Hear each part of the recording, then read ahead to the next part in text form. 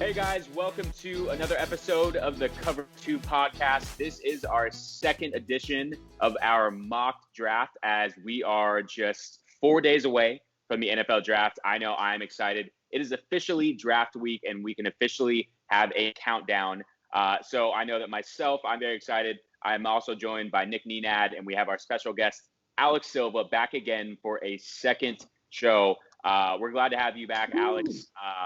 You did a great job with your picks, and the analysis was amazing, better than mine and Nick's. I think we can both agree with that. So you definitely win that.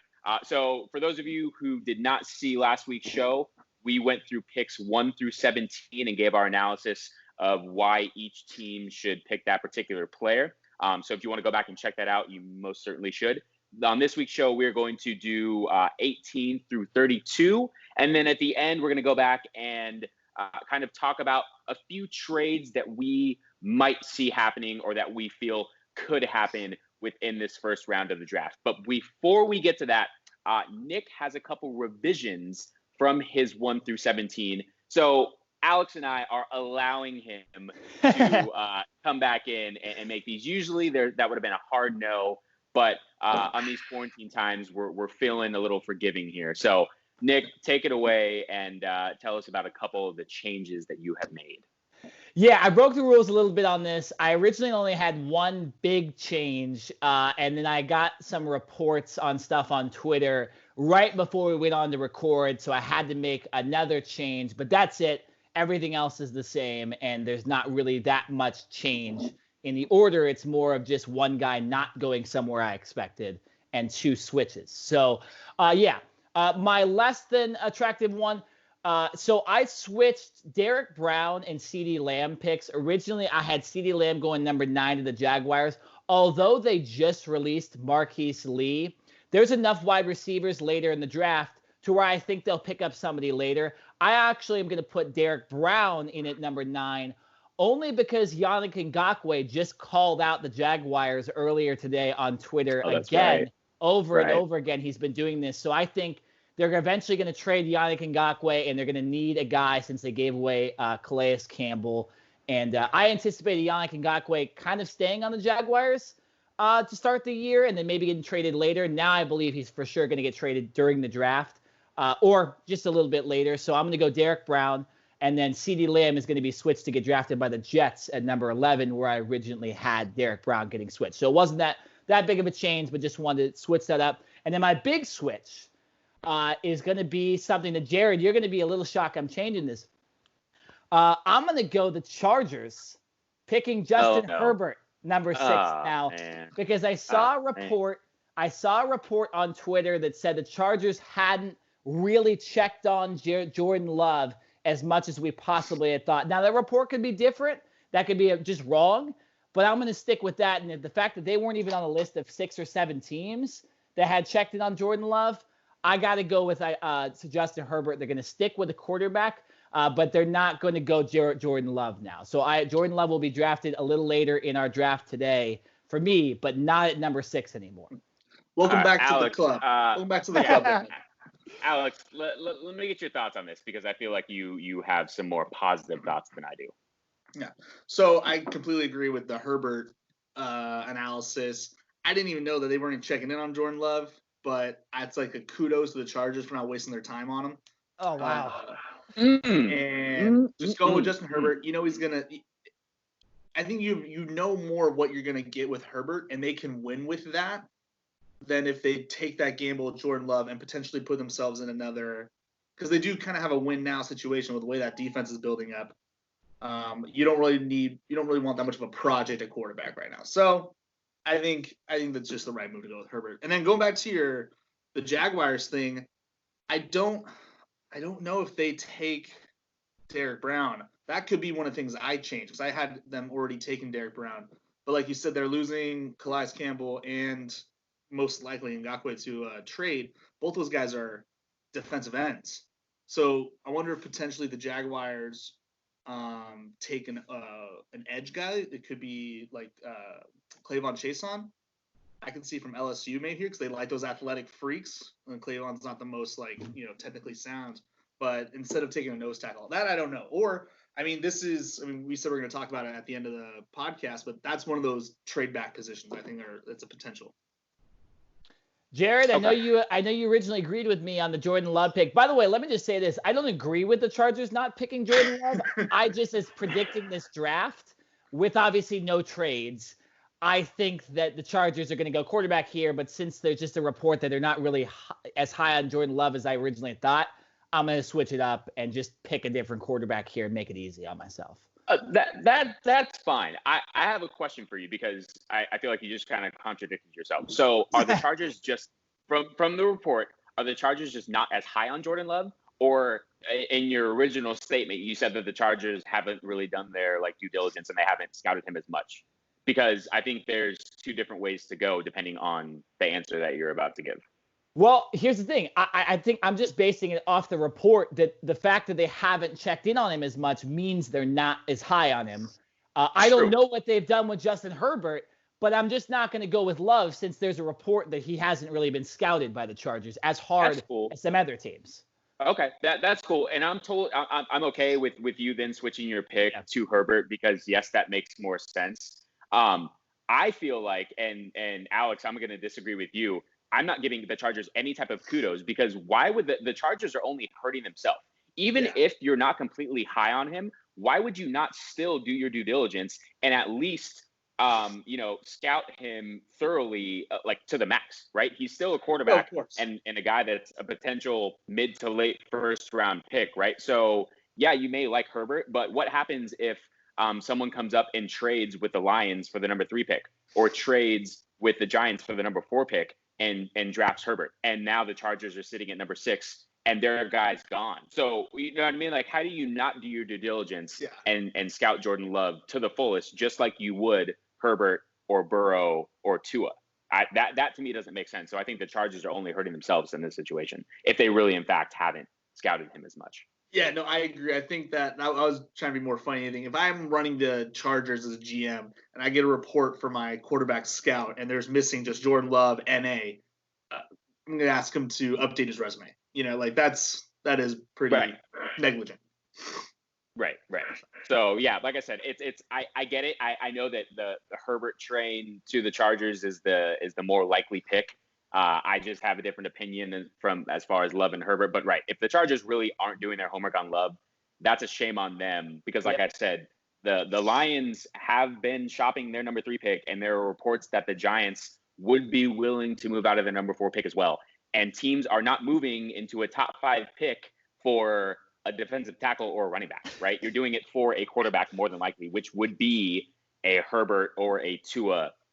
So yeah, I think the Chargers have to do their due diligence in scouting all these quarterbacks, whether they're a first round pick, second, whatever the case may be. I will say this. I want to ask this question before we move on to our actual second part of the draft. Obviously, the Wonderlic scores came out, and I think the one player that we look at right after this Wonderlic score is Tua. Because he scored a 13 out of, 50? Doesn't sound like, you know what I'm saying? It's not good at all. Whereas a lot of the other quarterbacks weren't even close to that. They were well higher, and Joe Burrow specifically, very high. Do we think that Tua drops potentially here? I don't have him dropping. I don't think you guys do either. No. So you guys don't think this affects him that much? Alex, you're kind of a little iffy? Well, I didn't look at the Wonderlic score because I don't put that much credence into it. It's one of those combine things for me where you can only really fail. You don't gain any points with the Wonderlic. You just kind of if you fail it though, that is kind of a negative. So that's pretty funny with Tua. But with him, I don't think that wasn't part of his game. I guess was him being very cerebral. He just executes his plays to the max, and maybe that's what you want with a I don't want to say simple, but a more straightforward mind of just defense read, boom, that's the move. Sometimes I don't know. I'll say this. It's a culture thing in Alabama because out of some of the top picks, the highest one was, I believe, 18 from the skill players in this draft. So wow. Jerry Jeudy was at a 9, obviously 2 out of 13. Jalen Hurts 18. Jedrick Wills 9. He's not a skill player, but I wanted to throw him in there too. So I don't want to change all our picks because of how potentially dumb these guys are. But no. like I just want to, right? It's an Alabama thing. They don't care about school. They're there to play NFL style football. It makes sense. They've been professional athletes for the last 3 years. Yeah. Right. Let's. I don't take really any credence in this, and what I'm about to say is different a little bit from the Wonderlic. But when in a normal off season, a normal situation where you can meet with people, pre-quarantine, when teams are meeting with players and they get to interview them, a lot of times I've heard that certain teams will ask a player like random questions, right, to try to like throw them off and see what they're saying. So like a player has been asked before, and I won't say the player or the team that asked this question, but the player was asked, would you prefer to be a rock or a feather? And it's like, so if like a team is going to take that player's answer and then really factor that into. Yeah. I mean, like there's certain questions and there's certain like the Wonderlic. It's almost like, okay, you make them do it, that's fine. But if you're really going to put credence into that, then as a team, I think you need to reevaluate your entire draft process. So. Yeah, I mean the rock and the feather. Personally, I would pick the rock, but that's just right. Like, yeah. Essentially, are you soft or are you hard? And I think I'm going to go. I'm not going to just keep talking about that because I just said a term that can be totally. I did bring that up for us to have a discussion. I was just trying to make another point that there are a multitude of things that go on throughout the draft process involving the players that are very sketchy or very head scratching. As in, does this really show what a player is worth on the field? And I'm going to go with hell no. No, it probably doesn't. But it is funny when we saw Quinnen Williams last year bless him and thank himself after sneezing, after he had a Wonderlic score of about -2. So, I'm just saying, like, that's just, it's just. Quinnen Williams was also Alabama, right? Yeah, yeah, absolutely. Yeah. Oh, yeah. Oh, yeah. Also, by the way, kind of a bust. I mean, I don't think that gets talked about enough. Well, that's why originally. Yeah, that's why I originally had Derek Brown for the Jets. I'm not going to say bust. It's only been 1 year. Okay. Well, yeah. Listen, sneezing too hard on the his field. Third year, he has the same. He has the. He's still performing the way he is now. Yes, that's a bust. Let's give a guy. He was injured as well, so Fair enough. Let's get okay. 18. Yeah, let's okay. So real quick again, if you're watching this right now and you didn't see our first 17 picks, go check them out right now because a lot of these picks may not make sense to you if you haven't seen our first 17. So go down in the comments right now after you like, comment, and subscribe, of course, on this podcast. Go down and check out our first mock draft because again, a lot of these picks you'll be wondering how we got here. Again, there's no trades. For our 32, it's all just who's picking at what pick. So, we'll probably be most likely wrong about some of these, but just in case, we're going to stick to the we don't want to get crazy with this. So go right now. And if not, if you watched our first one, we'll start it now. So Jared, who do you have at number 18 going to the Miami Dolphins? At 18, so I had, just want to make sure that I'm not, yes, I did. So I had Tua going to the Dolphins with pick. Oh, wow. Second pick, I have an offensive tackle in Austin Jackson, and I feel that he's in that second tier of tackles. He's not in the elite tier with the Wirfs or the Wills or the Thomases. But Jackson, I think, is a very solid player that can definitely start in this league right away. And if you're the Dolphins, you need to protect Tua or whatever quarterback will be starting and playing. But eventually the goal is have Tua be your franchise. And then Austin Jackson, who can play both left and right tackle. I think I prefer him as a right tackle. He's not as long, so I prefer him on that right side, a little bit more of a run player first. But I thought he was a very solid player at USC. He never stood out in one particular way. And he's not a flashy lineman, even though linemen in a sense aren't flashy themselves. He never was just like a wow type of guy, but he was very solid, never really injured throughout his career. And so I'm picking an offensive lineman to protect Tua and keep him upright. Yeah, not a bad pick. Alex, who do you got to go at number 18 to the Miami Dolphins? Yeah, no, I don't hate that pick at all for you, Jared, too. I think when we went over our drafts like a couple weeks ago, I didn't pick an offensive lineman for the Dolphins in the first round. I'm like, no, maybe could have used that. So I don't mind that pick at all. I took Grant Delpit, who's a safety out of LSU. He is a ball hawk, center fielder, Venus flytrap, insert interception metaphor here.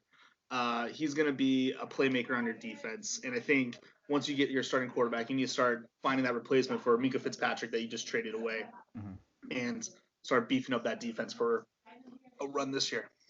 Yeah, I don't hate that pick either, Alex. And I have a lineman going later in the draft to Miami with their third pick, so I don't hate your pick either, Jared. I'm going with Xavier McKinney here in this pick because I haven't had him picked in my draft. You guys had him picked a little bit earlier, so I'm going to slot Xavier McKinney pretty much for the same reasons you just said, Alex. They need a DB. They need a replacement for Mika Fitzpatrick, so insert another Alabama DB right in there. It's perfect. All right, number 19, I'll start with this one. Here's my change. So originally, I had Jordan Love going number 6 to the Chargers. I have Jordan Love going number 19 to the Las Vegas Raiders. Oh, wow. I think this is where they're going to pick their replacement or possible replacement for Derek Carr. And at 19, I got Utah State quarterback Jordan Love going to the Raiders. Okay. All right. So basically, you're just saying Derek Carr. Well, the one thing with Derek Carr, and I'm sorry if you did just mention this, I'm sorry, but they can very easily get out of his contract next year. I didn't necessarily mention that. It's more of just I think they're going to have trial and error here with Derek Carr. He's had some years where he's really good, and he's had some years where he's not very good.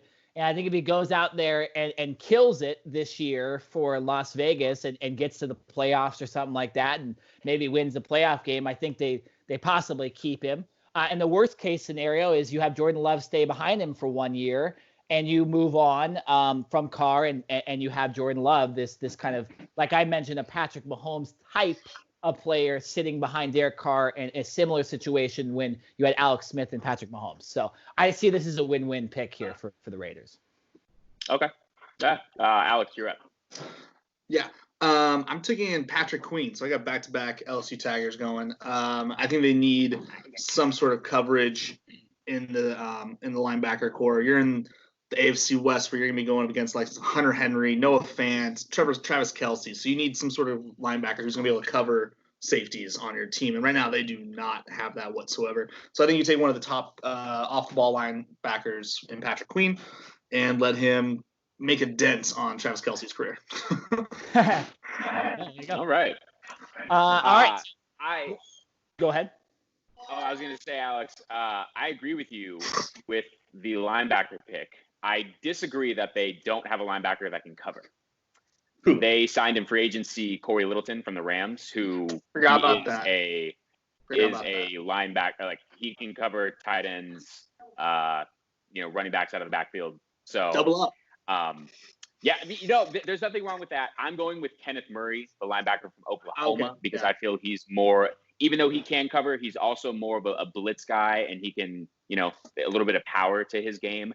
And so I think Murray and Littleton would be a nice combo on the field, so they can do some interchangeable things. If you're putting two speed guys out there and you're a defense, you're like, oh, let's run right up the middle because these guys are not power guys at all. So I like the linebacker pick. I just had to go with a different linebacker who had some different skill sets.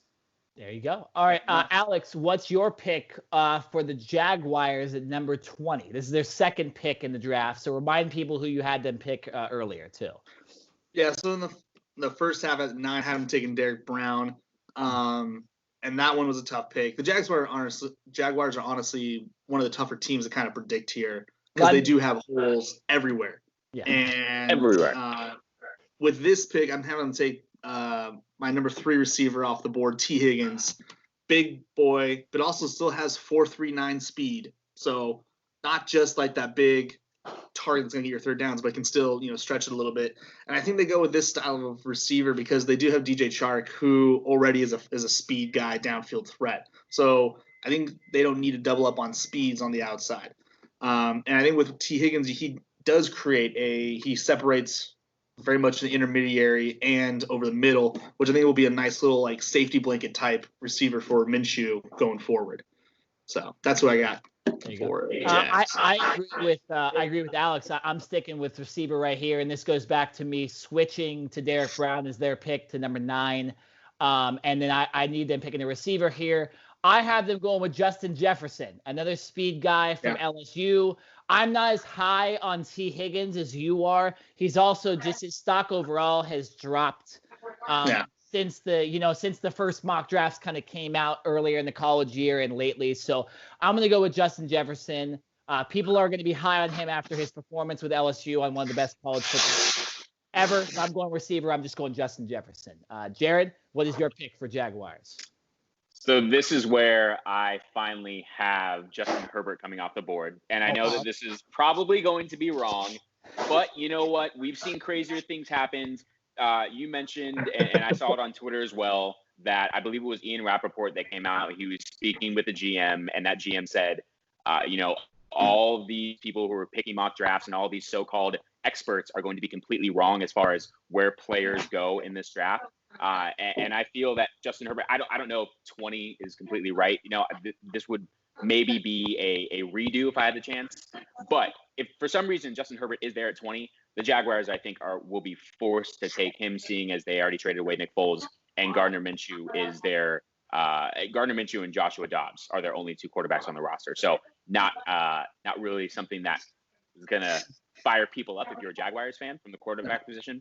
And I think this is definitely where Herbert will go. He's a first-round pick, in my opinion. I just don't know if he's necessarily a top-5 pick. So, see, I disagree with you. I think the Jaguars fans are totally into Minshew mania, right? I think Minshew mania is great. Like he's going to sell tickets. He's going to sell the mustache thing. He's going to sell the short shorts. Is he going to get you wins as a football team, right? Because that's what we're here to do, is win, not necessarily sell merchandise.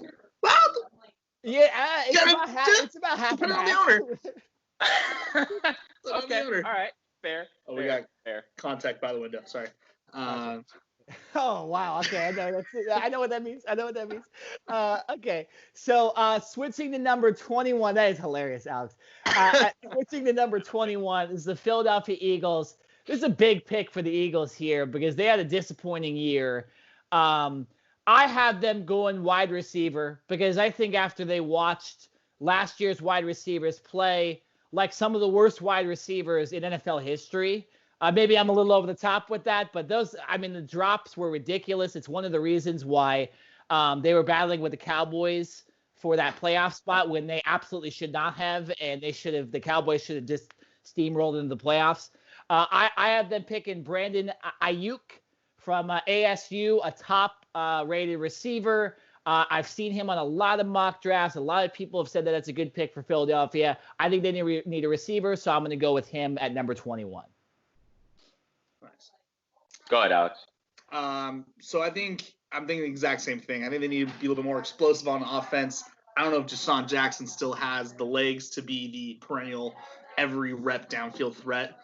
So I'm taking another speed guy, and I still have Henry Ruggs on my draft board because I don't like him. So I think it's the same style of receiver that we're picking here. It's a explosive downfield threat, a guy who's going to take the top off, and let Carson Wentz show off his arm strength. So I think Henry Ruggs. I think would be a great fit there. There you go. Jared, who do you have going number 21? I third that with the receiver pick.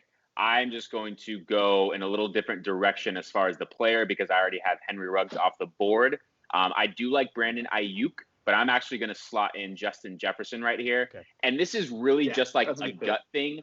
Justin Jefferson, he may not be the speed guy that Henry Ruggs or Ayuk is.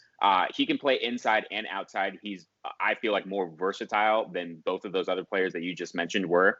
And Justin Jefferson just has that like grit factor, that Philly type of hard-nosed. I feel like the fans will like immediately gravitate towards this player.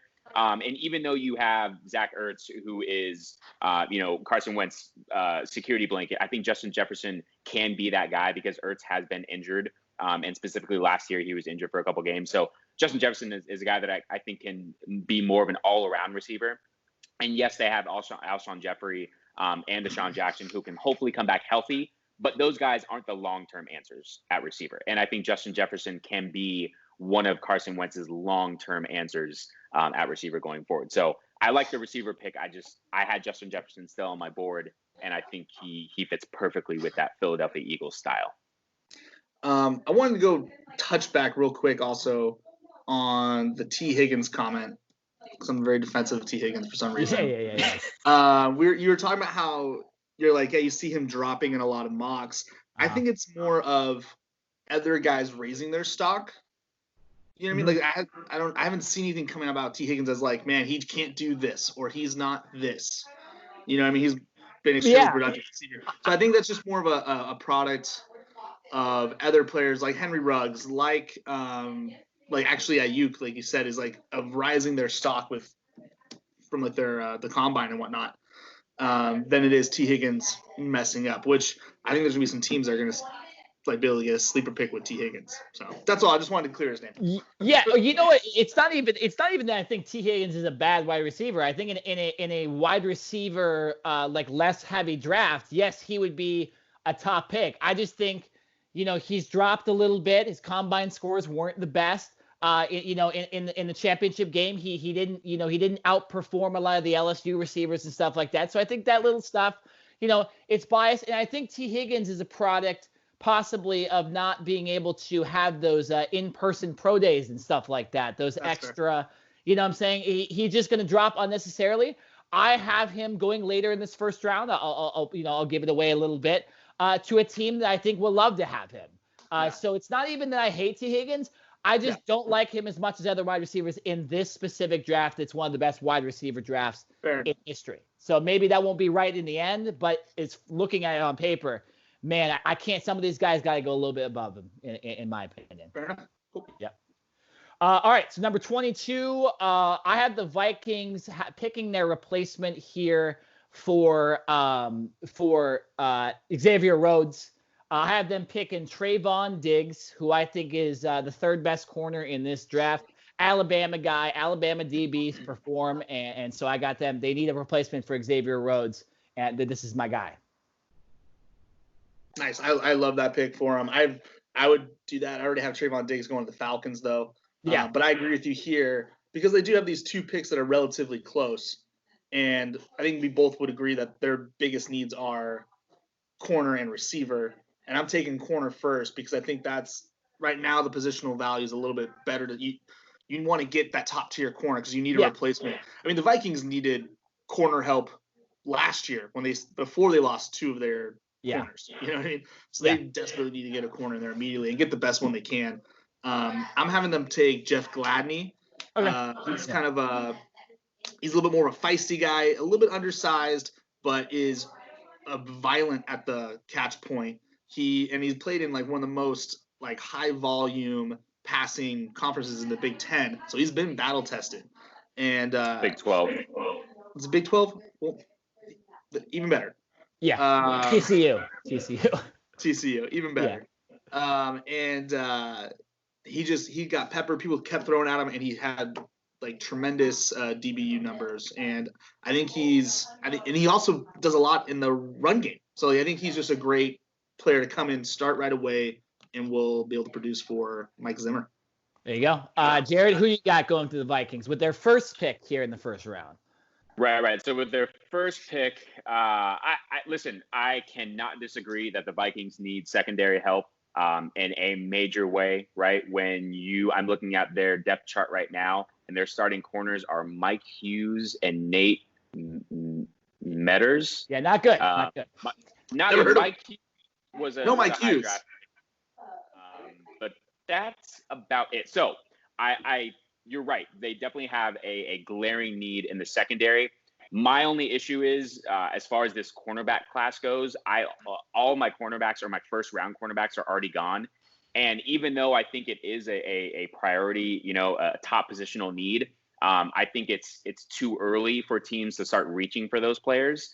And so I think the Vikings go with Brandon Ayuk right here, the receiver that we just talked about in our last pick, who is a speed guy out of Arizona State, and he can kind of take over that Stephon Diggs role to complement Adam Thielen and give Kirk Cousins another threat right there. So because I just don't have another cornerback that I feel is deserving of a first-round pick, I then went with receiver here. Yeah, I don't hate that pick because I'm going to go receiver with their second pick, but we'll talk about that in a second. Okay, so moving on. Here's a very interesting pick here in this NFL draft: the New England Patriots. And obviously they lose Tom Brady. We don't know what to expect from this team. So I'm actually really interested to see who you guys have going to the Patriots. So Alex, give your pick away here first. So this one's kind of, I think, going to be a little bit of a shock to some people, just because I haven't seen any mocks for this. But I'm taking Jake Fromm from Georgia. Oh wow! Here. Okay. And let me tell you why. So he's obviously not the most athletic quarterback here, right? He's not fast. He doesn't have the biggest arm. He's not, he doesn't do anything tremendously. What he does do is protect the ball.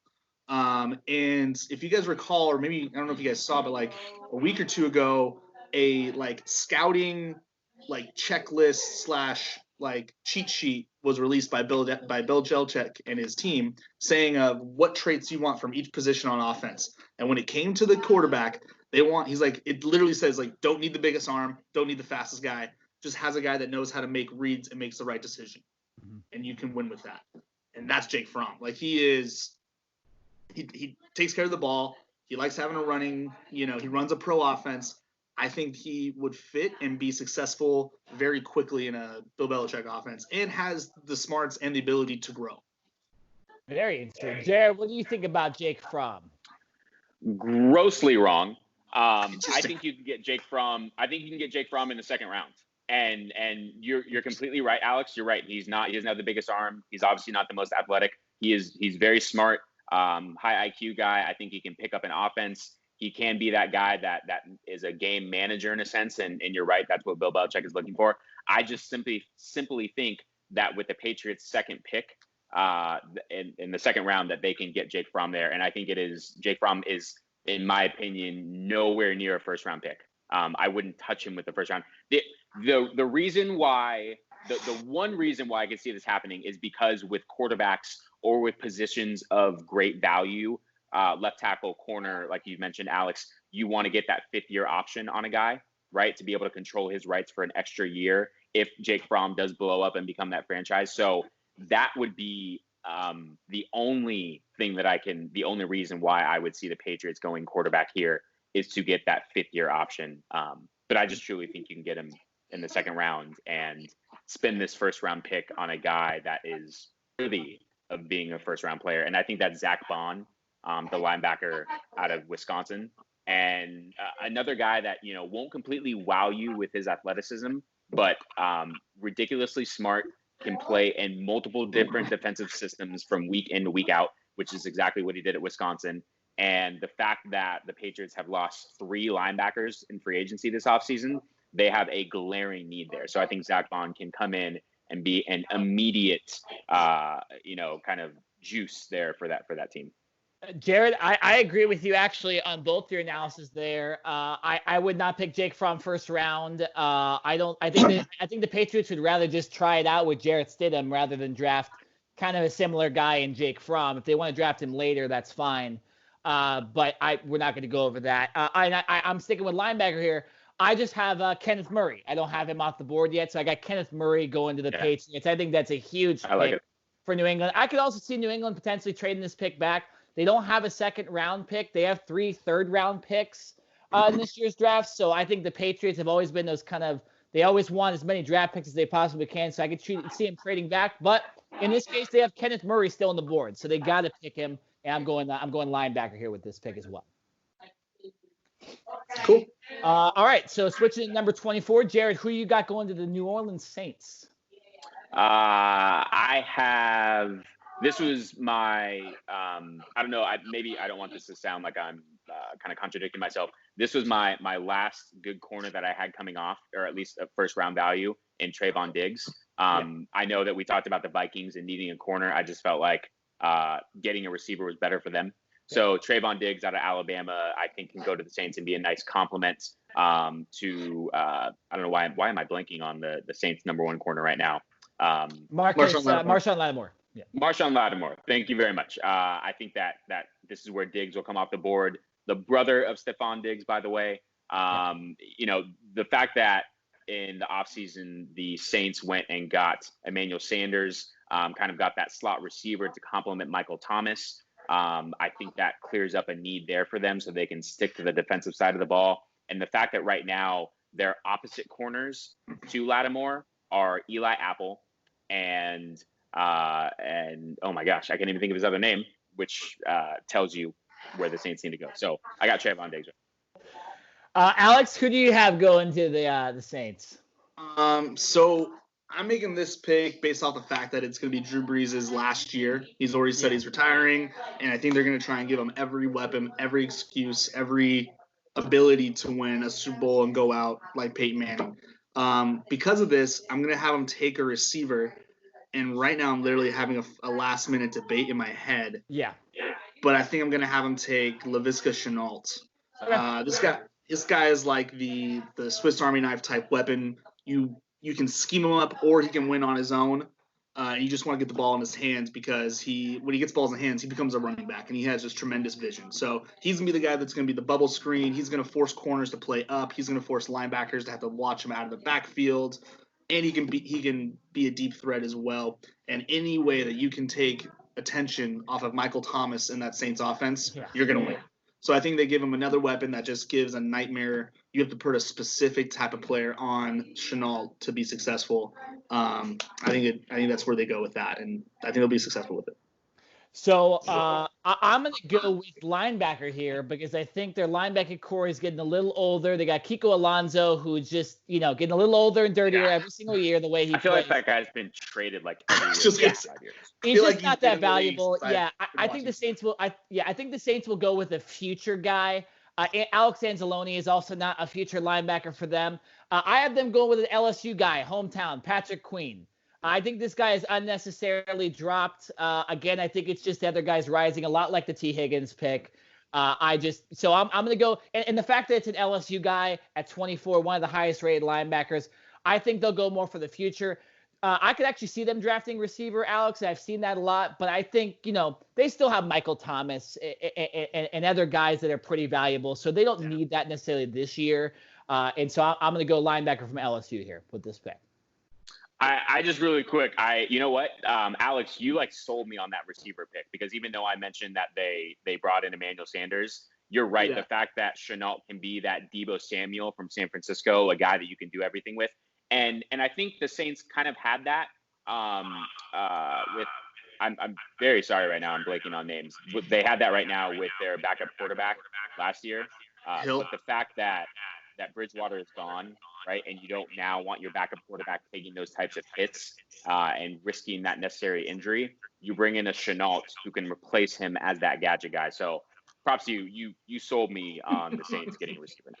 Appreciate it. You gotta love it. You gotta love it. All right, number 25. This is the Vikings' second pick in this draft. I think they need a replacement for Stephon Diggs.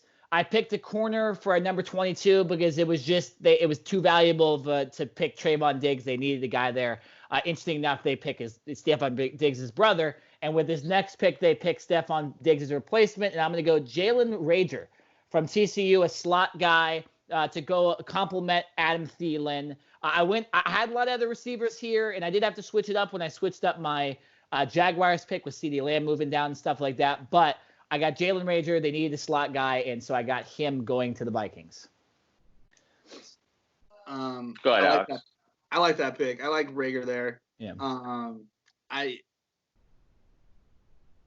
almost sold to go with him now too, because he was who I was debating with the Saints as well. Yeah. As he is kind of more of a deep threat kind of guy who can stretch the defense.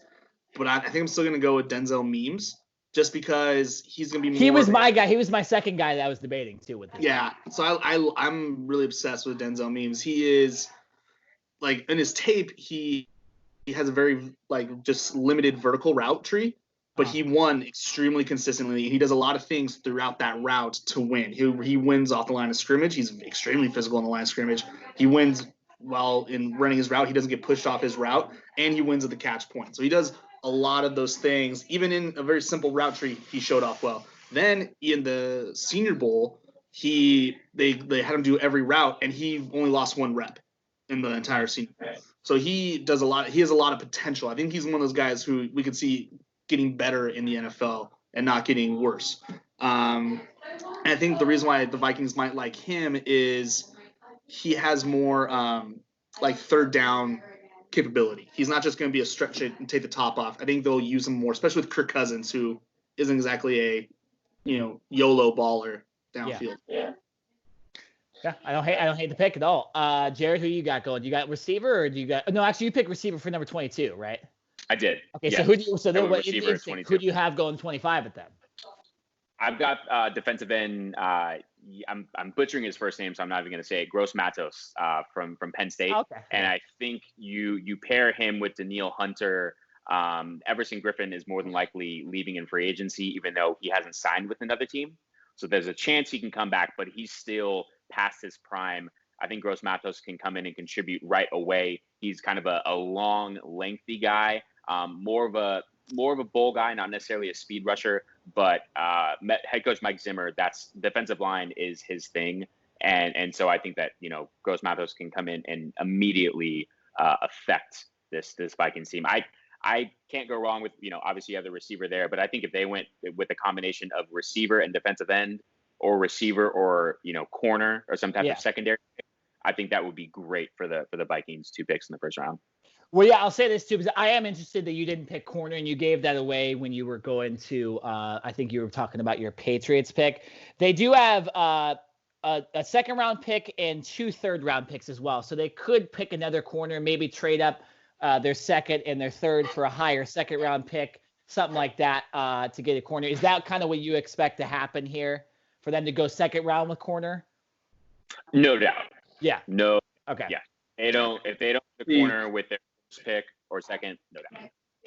Yeah, right. See, I think because we just mentioned they have like 16 picks this draft. I think they go with corner because my personal thing is I think the corners are more valuable than the defensive ends, and I think the good defensive ends are kind of already been taken. I think Greater Matos will definitely be there in the second round. So I think they go try to get the best corner, best receiver they can in the first, and then get like a Josh Uche, who also is a very long, same kind of style defensive end. They can get that later on in the draft, or in Okwara out of Notre Dame.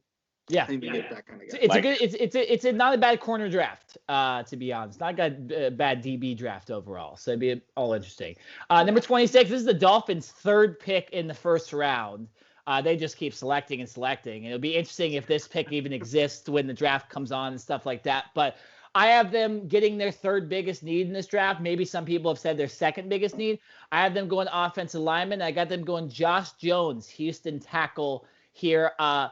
I'm not as high on Austin Jackson, just based on the fact that a lot of USC guys, I don't trust the USC guys. I just know the culture there isn't the best and stuff like that. So I'm going to stray away from the USC guys, at least in the first round here. And I got Josh Jones, my next best tackle here, going here, the Dolphins. And yes, they need to protect Tua or whoever they end up picking here in the first round for quarterback. I already had them picking a DB and obviously Tua, so I'm going to fill it out with picking a tackle here. Yeah. Right. I had the Dolphins originally going linebacker here with Kenneth Murray, but I think I've been persuaded to go O-line. I love it. Because they definitely need it. Yeah. And I think it's actually a perfect place for Mekhi Becton. I think because he is going to be a project tackle, so the Dolphins aren't in a win-now situation, so they can let him develop along with their quarterback, along with the rest of their offense.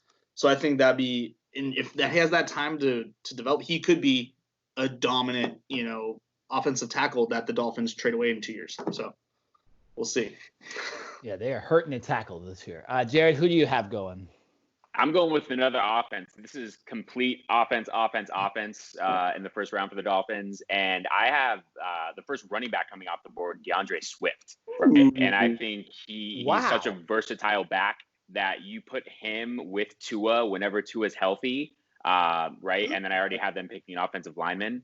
And I think DeAndre Swift can be that no doubt number one workhorse running back for the Dolphins that they desperately need, because I can't remember the last time the Dolphins had a true legit workhorse running back for the last couple. I mean, They did have Kenyon Drake, but I mean, he was more of a tweener, not an every down guy. I think DeAndre Swift can definitely be that. The interesting thing about you picking running back here is it seems like they've been so wrong on running backs lately that it's almost like they might stray away from that. Because Kenyon Drake, Now, we only saw a couple games, and obviously I'm a fan of this team, but I mean, he dominated in games for the Arizona Cardinals when he was actually given the full reins. So I don't trust the Dolphins running back coaches at all on this team because for DeAndre Swift's case, I hope he doesn't get drafted to the Miami Dolphins. I just got to say. Oh, I think it's also a product of like their offensive line being, butt cheeks. So I almost just agreed with you and cussed on the podcast.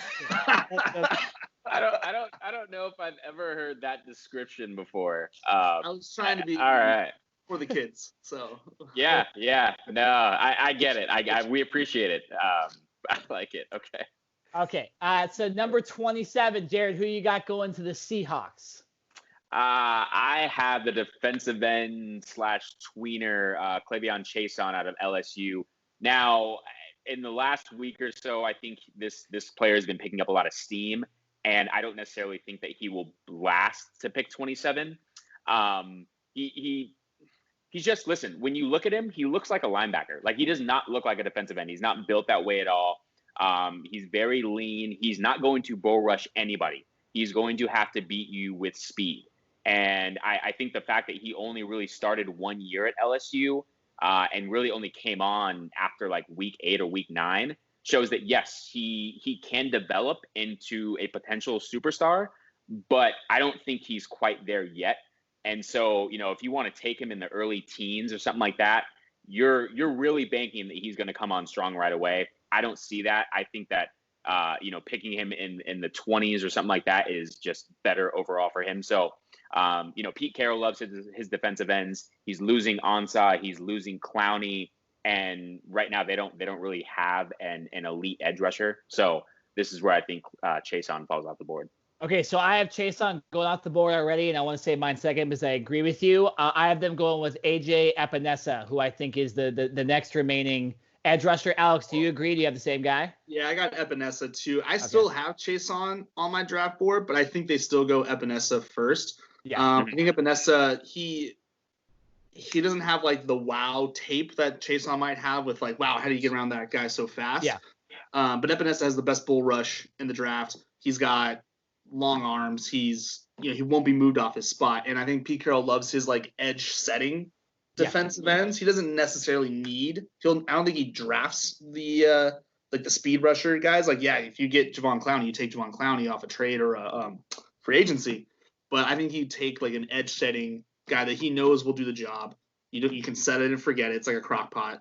And plus like those tapes I sent you on Twitter of like those Cleveon Chason reps against Andrew Thomas really discouraged me a lot more on Chason. No, it did. I watched those, and it just is. That's why I have him at 27. I think his talents and what he can develop into his first round, but I think in the 20s is more where he should go. When you look at that tape against Andrew Thomas, the tackle from Georgia, I mean, he gets daddy all day long.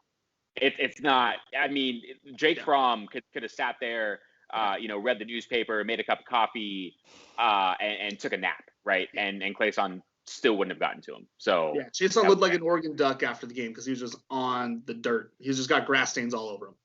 I gotta tell you, Alex's couple of descriptions he's had for some of these last time picks have been awesome. He's called someone an Oregon Duck, butt cheeks, everything. I just forgot the one you just did a second ago, but man, it's coffee, beer. Things are percolating. Perfect. I have to disagree a little bit. I'm not going to base the Chason pick. I had him going 14 in the Bucks to give away what I picked in the first one. If you're just watching our second half, but I just think that one game, it's whatever. He still dominated LSU, and I think the championship hype will get him past there. But no, right, definitely talent-wise, I really think he is going to go top 10 or not. I'm sorry, like top 15 or something like that. I just it's he is tough, an athletic freak. I agree. He has the traits. But when you don't win consistently, that's the problem. And I think you rather have a guy who wins consistent. AJ Epinesa has one move. It's bull rush, and he wins it consistently. So if you develop him into like, hey, learn a speed move or a rip, then it's like, wow, he's already winning and can get better, whereas Chason isn't winning consistently yet. So that's my argument. AJ Epinesa is going to haunt my dreams, and he potentially can hurt Kyler Murray a couple times in the next couple of years, which sucks. But as a guy picking this draft, that's what the Seahawks want. So they'll go with an Iowa guy and do that. Number 28, Ravens. I'm really interested to see who you guys have drafted here. Because obviously a team that, potentially could have won the Super Bowl last year. Who do you guys have them picking here at 28? Go ahead, Alex. I got Zach Bond here going. I like what he can do for that offense because in college he was an extremely effective pass rusher, and I think that's something that the Ravens would like to have off the edge, come off an outside linebacker. But he considers himself an off the ball linebacker. He thinks his best thing is coverage, so we didn't get to see that a lot of. So I'm interested to see how the Ravens will be able to weaponize him on their defense, being a pass rusher, being a coverage guy, or just stopping the run. So he will be a very much a tool that the Ravens will be able to use, especially since they don't have that many holes on their team. They kind of take a luxury pick here. I agree. This is luxury pick all the way. And when you have a team that doesn't have that many needs, right, you pick best player available. My best player who is Patrick Queen, the linebacker from LSU. And like you said, Alex, an athletic guy that can run sideline to sideline. I think he will benefit tremendously. The fact that the Ravens, they acquired Calais Campbell from the Jaguars. You've got Michael Thomas. You've got Peters on the outside, right? A great secondary. And the fact that Patrick Queen can come in, start from day one, but he doesn't have to be that like leader, that rah-rah guy. A lot of times the linebackers are the ones that are always, getting teammates lined up correctly. You've got Earl Thomas that can do that. You have a defensive line that is full of veterans. So he can literally come in and acclimate himself and not have to be that leader right away. Same thing with your pick right there, Alex, but I think linebacker is definitely the way to go for the Ravens. So I could definitely see them going linebacker with this pick. I have somewhat of another luxury pick. I have them going offensive line here because I think their offensive line still could use a little help. And I've seen a lot of people going, they kind of need a guy that can play a lot of positions. And I think that's Cesar Ruiz, the center for Michigan, who also can play guard. I think, I'm forgetting who retired. Was it Marshall Yanda that retired for them? Yeah. Is that who it was? Okay, so I think with that retirement and then the fact that Matt Skura hasn't been the best center overall, I think that they're going to go with another luxury pick in some ways. And with the fact that they're such a running team, they're going to shore up that line as best as possible. They could use the linebacker pick as well. I think they'll just do that later in the draft and pick another guy. And so I'll go Cesar Ruiz here from Michigan with this pick, offensive line. Nice. I like that. Yeah, can't argue. All right, so number 29, Titans. Probably didn't expect to be picking at this pick, but their playoff run obviously had them going here deep.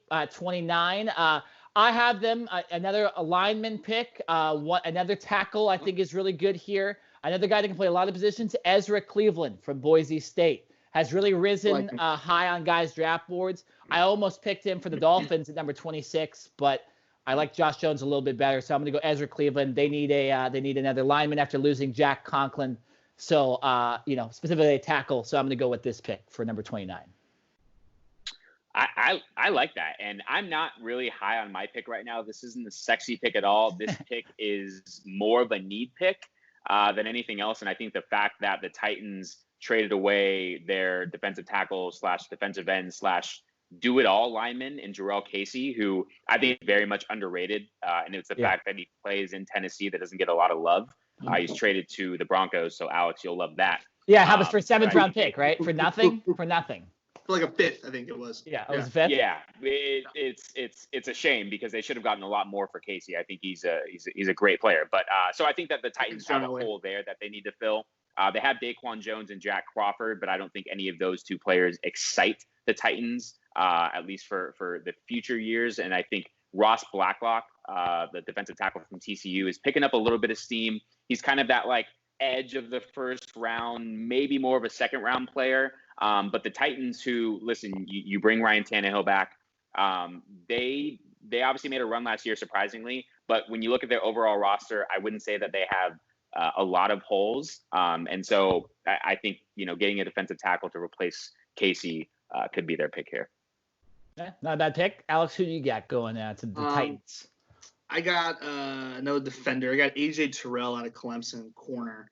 Because they just lost Logan Ryan, and I think they don't want to put Adoree Jackson outside. I think he projects just so much better as a slot guy.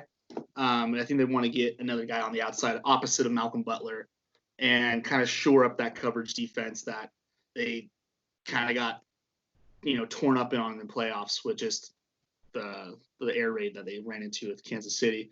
I also, if tight ends were better in this draft, I could see them going tight end, but there's no way they're going to take one. There's no way they're going to take one. There's no tight end worthy of going in the first round, unfortunately. And there's and obviously Delaney Walker's gone, correct? Yes, correct. Yeah. Gone. That's why. Yeah, sorry. That's why they had nobody at tight end too. No. 0 people. I like that. I didn't even think about that either. I always assumed Delaney Walker's on the Titans. And the fact that I'm saying, let's go with this pick, I went with a different, obviously more need, but yeah, second round, maybe third round, they go tight end. All right. Number 30, Green Bay Packers. This is where T. Higgins dropped for me. And although I think Denzel Mims might actually be a better wide receiver here, I think the Packers are gonna go T. Higgins here because I think he complements obviously Devontae Adams well, and I think this could be very, very dangerous. And I think personally, I'm interested to see what you guys pick. I think the Packers have to draft a wide receiver here to help out Aaron Rodgers in potentially what could be his last couple years here in the NFL. And he's only won 1 Super Bowl, and he's been semi-close other years. I think they really want to help him here. So I'm going to go T. Higgins from Clemson with number 30 for the Packers. Jared, who do you got for this pick? I couldn't agree with you more. I got T. Higgins right here. Perfect. See? You took the words right out of my mouth. The only thing I will say is you're right. It's time for the Packers to finally give Aaron Rodgers another legit weapon opposite Devontae Adams. Devontae Adams missed like 5 or 6 games last year, and the Packers' receiving corps consisted of Marquez Valdez-Scantling, and Darius Shepard, and Alan Lazard. So they need help, at least from a depth standpoint, in a major way. They did bring in Devin Funchess, but I don't really think he's definitely not an elite receiver or a guy that will come in and contribute. And the last time that the Packers, in my opinion, had 2 productive receivers was when they had Jordy Nelson and James Jones, right? So, and we know how explosive and elite that Packers offense was back then. So get another receiver for Devontae Adams. I wouldn't mind the Denzel Mims pick, but I feel that T. Higgins is the better overall receiver and worth this pick right here. Couldn't agree more. Alex, who do you got?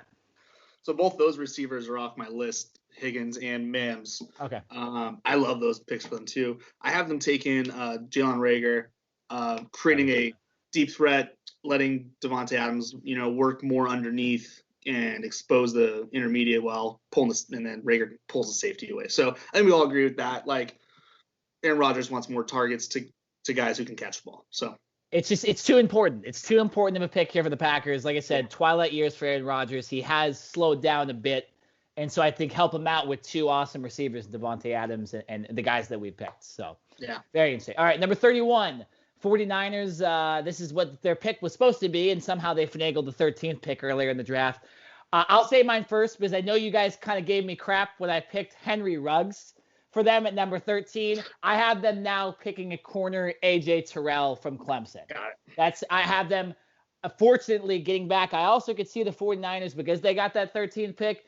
Heavy trade pick here potentially too, because I think they have a lot of guys. But if I had to pick, if it stays the same, I'm going to go corner AJ Terrell. Yeah, nice. I got him taking Taylor Johnson out of Minnesota. Yeah. I think he's one of the better, like after Jerry Jeudy, the best creating space in zone type receiver. Yeah. Like he's one of the higher intellect receivers who. I think he has a 4.5 40, so he's not going to burn by you. But his 3-cone was I think it was like 6.7. He was super shifty underneath. So I think he's always going to create separation and be a reliable target for Garoppolo in that offense, and let Deebo Samuel continue being like a deep threat kind of guy. Yeah. So there you go. Jared, who you got going to the Niners? Second pick in the first. I have them getting some receiver help here with Michael Pittman Jr. out of USC. I love Pittman Jr., what he can do. I think he's I don't want to say poor man T. Higgins. He's kind of like T. Higgins where he's not a speed guy. He's a little bit taller. He's great at the 50-50 ball T. catches. Higgins ran 4.39. And right now, what's up? T. Higgins ran 4.39. You're right. No, he did. His play speed to me is not what his 40 speed is. I don't see that's the separation. True. I agree with that. That's why I think T. Higgins dropped too. But I think people realize that that combine time it was a combine time. I agree with that 100%. I think that's another example, Alex, of why he dropped too. He's dropping. Yeah, okay. I'm not saying that he's not fast. Yes, he is. I don't see that separation from corners that you would think you would see when a guy runs somewhere in the 4.3s. If a guy's running in the 4.3s, he should be able to burn past guys. And I don't know. The tape that I've seen, I don't see that. I think he's a great 50-50 ball guy, and that's why I'm comparing Michael Pittman Jr. to him a little bit. Also, Deebo Samuel is really the only wide receiver that should scare defenses. They have Jalen Hurd, who's a converted running back, and when you get the ball in his hands, yes, he can do some things, but I wouldn't say that he's a talented wide receiver as of yet. And so you pair Michael Pittman with Deebo Samuel, and I think you give Jimmy Garoppolo some extra help. Yeah, so we all of us went corner, wide receiver. I just did it in a little different order than you guys did. But luckily for the 49ers, unfortunately for me as a Cardinals fan, that they get all these great picks. All right, number 32, our last pick here in the first round. I have the Chiefs going with Jeff Gladney. Somehow Gladney's going to drop to the Chiefs. They need a corner here, and I got them picking Gladney, luckily from TCU here. What do you guys got? I would hate that as a Bronco fan. I would absolutely hate that. I got them taking the first running back off the board in DeAndre Swift.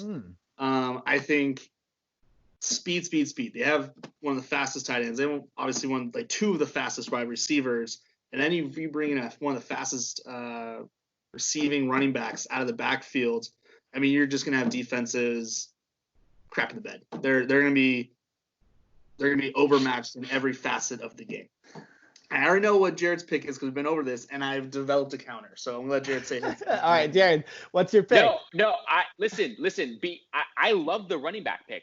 If DeAndre Swift was on my board, I would pick him here. Unfortunately for them, I think the Dolphins picked DeAndre Swift with their third pick at number 26. So I think the Chiefs, because they're so loaded, they're bringing back like 95% of their starters from last year. This is just best pick available for them. And whatever running back is there, I think they take. And because Swift is gone, I think they go J.K. Dobbins out of Ohio State. He's a little bit different. He can catch the ball to the backfield. He's obviously not as quick as DeAndre Swift is, but because he's so small, like as a defender, you can't see him when he's running between the tackles, and he's like a bowling ball. I think he'd be a really good complement to all the speed that the Chiefs have on offense to get that kind of bruiser type of guy. And I think Dobbins would do very well in this offense. Interesting.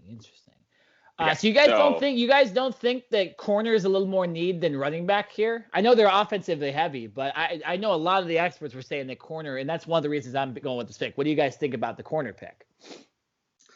I like it. I think it could be a pick they go with. I can definitely see it happening in real life. I think that their identity is more on the offensive side of the ball, and they'd rather make that as good as they can every time, no matter what. Mm-hmm. I think their defense is created to bend, not break. So they're not necessarily going to be looking for like playmakers. Essentially, they'd rather just have like depth, good cover guys. I think the other pick I could see here would be like a Jalen Johnson, I guess, if I'm going to go on the corner side. Because he's not like a ball hawk guy. Yeah, he was my next corner. Yeah, he's not necessarily a ball hawk guy. He's more of a mirror and cover, does really well on deep routes coverage, but like won't wow you and stuff. So I can see Jalen Johnson being a pick for them here. Okay. But I just think DeAndre Swift looks like just a pork shoulder, slow cooked to Andy Reid right now. And he's licking his lips. I like it. He's going to eat that up. There you go. All right. So we have a little bit of time left. So originally before the podcast, we were going to do 2 trades. Let's just do 1 trade each that we think is going to happen here. So Jared, I'll let you start with this. What's your 1 trade that you predict is happening in the first round here? This is tough for me, man, because I could go a multitude of ways. I could go in the top 5. I can see the Lions trading back. I can see the Giants trading back. I'm going to go with what I really think will happen is the 49ers in that 13th pick, which they shouldn't have, especially a team that just came off of appearing in the Super Bowl. But because they traded away DeForest Buster to the Colts, they now have that 13th pick. I can see them easily trading that back. I don't believe, and I think you said this, Nick, the 49ers, or I'm not sure if you did, the 49ers don't have like a second, third, or fourth round pick. Yeah, let me check on that in a second. If I'm Yeah, I not saw that mistaken. report too. That's correct. And so the 49ers desperately need draft capital, and I think they can easily find a team that's willing to move up to that 13th spot and acquire some more picks. So I'm gonna go with the Niners. Yeah, they have. Okay, so they have 2 first-round picks. Yeah, and then not another pick until 156 in the 5th. Oh yeah, I like, no, yeah, it's a very good trade. They're out of there. So do you have a team that you would have moving up? Yeah.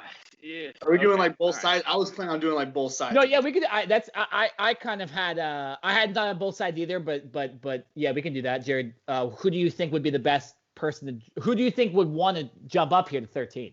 So just looking at my board right now, and this is kind of just off the top of my head right now, I can see the Eagles moving up for receiver. I think it really is a lot bigger need than some of them think. And you look at their roster, and if Deshaun Jackson's healthy, if Alshon Jeffrey's healthy, there's a lot of ifs right there. Those guys are past their prime. And you mentioned it, Nick. They were rolling out duds at receiver to end the year last year, right? And somehow they were able to win the division to get into the playoffs. I don't think they can do that back-to-back years. I think if at 13, if for some reason a Jerry Jeudy or a CeeDee Lamb is there, I think they immediately go up and get him. Even if not a Henry Ruggs, who I believe Alex had going to Philly at number 21. I think they just have to say, listen, this is a glaring need for them, and you have to get Carson Wentz help. Yeah, interesting, because I agree with you that they, because I have personally Henry Ruggs going 13 the Niners, so you could just slot in the Eagles there and that'd be perfect, right? A lot of people have been saying Ruggs would make a difference there in Philadelphia. Alex, what's your trade that you think is going to happen? I'm gonna I feel the same thing. I think that 13th pick is definitely going to move, and I have their partner being the Saints. I think that's the team that is the most likely to spend their capital. They want a receiver, or I've also heard if Tua slides a little bit, they will move up to get Tua, and like have it just be like a sit behind, let him get healthy behind Drew Brees, and then they have a next guy for the future. So that's the one I have. I had another trade thing, but I'll let Jared. He's raising his hand. I got to practice my teaching. You think Tua might slide to 13? I think he could. Oh, wow. I think if it's that scenario where we were talking about, in the last week's podcast, where like if the injury concerns are real and there's like he's just not going to play this year, there's no team's going to take him. I think he'd be great sitting behind Drew Brees, who is I think a very similar quarterback in this terms that he uses brain and touch, and throws receivers open instead of just velocitying it in there or, simple reads. I think that would be a good, mentor to have. There you go.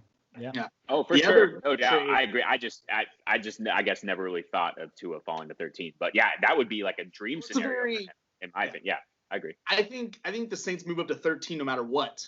I think that's the conversations that's been happening already. They're going to be giving up a lot going from a team going from 13 to 24, even though it is the 49ers. They're going to ask for a lot. Yeah, 11 picks. I think they have an extra no small chunk of change. The Saints do, so that might be part of like the trade ammo they'll use. Also, the trade that I have my ear to the team Broncos is they're absolutely in love with Jerry Jeudy, which please let them be. Yeah. And not Henry, Ruggs. Yeah. But having them move up, to 9. Something Ruggs. Yeah. I thought he was too. Henry something Ruggs, and having them move up to number 9 with the Jaguars, and having the Jaguars kind of get away from, have a few more minutes to think, get out of that 9th pick where they might not know what they want yet. Yeah. And they get more picks to fill their holes because they got all the holes. Okay, well, so I'll say this. I have the 13th pick getting traded too, and it's to the Broncos for Henry Ruggs. I'm just kidding. That's not what it's going to be.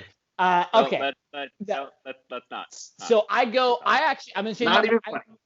You don't. How do you do that when I'm out of beer? You can't even. Because you're feeling it the most. That's why. Yeah. All right. So I'm going to go a little bias on this pick. I'm going to go the Arizona Cardinals trade this 8th pick back. I think they have an advantage here where they stole DeAndre Hopkins, who I think they would have drafted CeeDee Lamb or Jerry Jeudy with their number 8 pick. I think they don't need to do that. I think there's enough offensive tackles here in this draft to where they can move back a little bit. I hadn't personally thought of who they would trade back with. I have an interesting one here I'll throw out here, though. I'll go with the Cardinals trading back with the Jaguars at number 20 and also getting a second-round pick. Let me make sure the Jaguars have a second-round pick. The Cardinals You're dropping them all the way to 20? Yes, I'm going to drop them to 20. I think they're going to get a lot of picks. They don't have a second-round pick here in the draft. And the Jaguars will go back-to-back, 8 and 9? Yeah. That's awesome. I think that here's what I'm looking at. The Cardinals, they drop back to 20, but they may get a big pick for the next couple of years too. I just want to make sure this makes sense. Again, I didn't research this Jaguars trade here, so let me just make sure that I have this right. And I kind of just was looking at teams that have – they'll drop back to the first round, obviously. But let me just make sure. Yeah, okay, so they have number 42. They have number 42, so I think the Cardinals would get number 42. They'd get 20, maybe something in 2021 as well. And they would be able to draft an offensive lineman at 20. They'd be able to maybe draft their wide receiver or defensive player, something like that later. I just think the Cardinals will trade this pick back. Not necessarily 100% with the Jaguars, but I think that because they got DeAndre Hopkins, I think the draft capital is a little more important here in this draft. And this is a big year for the Cardinals. I've been saying this. Kyler Murray's second year. They got DeAndre Hopkins. They have offense besides the offensive line. And I think the defense, you have to figure that out because they were the worst in the league last year. So, hey, Nick. If the Jaguars do that, then they would obviously go quarterback, right? That's the only reason why they're moving up. They would then take Well, I think they'd also get they would get in my draft at least, they'd have CeeDee Lamb and Jerry Jeudy open. So I think they could go receiver too. I have them going Justin Jefferson. They would have back-to-back picks. So yeah, but that's what I'm saying. So they could go. I mean, you said they have so much need. So I have them going Derek Brown at number 9. Maybe they just slot in CeeDee Lamb there at number 8, at least the way mine would go. Again, I didn't do research on that trade. Just kind of came off the top of my head because they have number 20 and they'd have the back-to-back picks. Okay. Jared, what were you going to say? Nick, close your eyes. Yes. I want you to visualize something here right now for me. Yes. You ready? Okay. Yes. DeAndre Hopkins. Harold, Jerry Jeudy. Now I get it. They just traded for DeAndre Hopkins, but Jerry Jeudy is that just like ultimate, he's a speed guy as well. He runs great routes. Larry Fitzgerald and DeAndre Hopkins. Than Henry Ruggs, Alabama offense. Right, but you know what I mean? Is there any way that the Cardinals just sit there and pick another receiver and just say we are going like Cliff Kingsbury? Obviously, that offense is you have to have great talent on the outside. I mean, you need offensive line help as well. But do you see any chance where they double down on the receiver and then you got I'll say this. Jerry Jeudy, DeAndre Hopkins, Larry Fitzgerald? I could see it happening because last year they did this on a minor scale. They drafted like 5 receivers last year. So they took Isabella, they took Hakeem Butler, who I would like to see Hakeem Butler get an opportunity. So yeah, well, my cousin and I were talking about the wide receiver room for the Cardinals even right now. Just how stout it is, and there's going to be some guys in the practice squad that are going to be unbelievable here for the Cardinals next year, more than likely. But yeah, so I could see them picking a wide receiver. Christian Kirk's on that team still. I forgot. Yeah. Jesus. Yeah, the Cardinals have every possible wide receiver you already have, so that's why I don't think they'll pick Jerry Jeudy. No, but then again, that's just like a fun like. Yeah, but if they trade back here with maybe the Raiders, who want a quarterback, they don't want to wait for Jordan Love at 19. They could do that as well. And then the Cardinals, they run out of linemen, so they go wide receiver. There's a lot. I think the Cardinals will trade their pick back. I don't know who it will be. They need a second-round pick. They don't have another pick till the third round. Although they have 3 fourth-round picks, I just think they're going to trade this back. They want the draft capital. And DeAndre Hopkins, that trade, how the hell they did that, I still don't know. But, they have to take advantage of that. And I think getting this draft capital is more important here. So okay. I personally, I don't want to see them trade the picks and stuff like that because it will make the number 8. It will make me wait longer during draft day, which is But whatever. It just make me more drunk when they actually make the pick. So whatever, something like that. But very interesting, guys. So our full mock draft you can see in the last 2 videos. Again, mock draft number 1 we did last week. Go check that out. It's in the description below. And then obviously you just heard our 32 there, our drafts. our trades here in this draft. And guys, we could have gone on for 5 more hours, right? Going through these picks and stuff like that. I mean, in total, this whole mock draft is coming out to be 2.5 hours. So, of content here. So go check it out. We don't have the biases that maybe some of these ESPN guys do. These are just as fans here picking these picks and stuff like that. And we try not to put our biases too far ahead. Besides, obviously, the Henry Ruggs hate coming from the Alex Silva household here, but yeah, so fun, guys. Again, and by the way, you'll probably see this too. If you're seeing this video a little bit late, on Twitter, we will post all of our first 32 picks here on draft day right before, when there's really not enough time to watch our podcast. So just in case you're watching this right now and you're seeing, okay, it's a lot of time left. Hey, we'll put the rest of the picks there, and we'll just, not without explanation, kind of put them out on Twitter there. But yeah, fun time, guys. Thanks again, Alex, for joining us for this. You brought a lot of expertise. Peace. Yeah, what's everyone's plans for draft day? I know I will be plopped on my couch with a lot of beer, and more than likely texting back and forth with you guys, if not on a Skype chat with you guys. This happens all the time. So I always hang out with my cousin. We're big, huge Arizona Cardinals fans for this. I'll be with my cousin watching the draft and breaking a little bit of lockdown rules here. Heading over to my cousins. Yeah. But yeah, so we'll be cheered on, and we've done drinking games where I've took multiple shots. You did that. So I have no idea what's going to happen here with this draft. And what the reports have been saying, by the way, too, specifically Ian Rappaport, is that most mock drafters are going to be completely wrong. So I'm super interested to see how many of these picks get right. I don't think this is going to be one of those drafts where my wrong picks make me take shots, because I'll be dead on Thursday. More than he might miss. He might not make it to the 8th pick. Yeah. You never know. Yeah. Oh, Tua number 1. Isaiah there we go. number 2. Take the fun stopper out of the bottle. Yeah. All right. No, good times, guys. Working, unfortunately. Oh, man. That's right. Oh, I forgot. I'm sorry. Well, you guys have back to work. I'm excited to work, but then it's like, well, you know what? Here's the thing. When they pick Henry Ruggs, the Denver Broncos, we'll for sure text you and send you all the gifts and memes we possibly can, Watch them trade up to get Henry Ruggs, and I'm just... That's what I said with the 49ers. I'm just going to drive my car off the road. Denver give away to move up to get Henry Ruggs. We might not see Alex Silva again. Yeah, no. Again, we might have. Everyone knows I'm more of a baseball guy, anyways.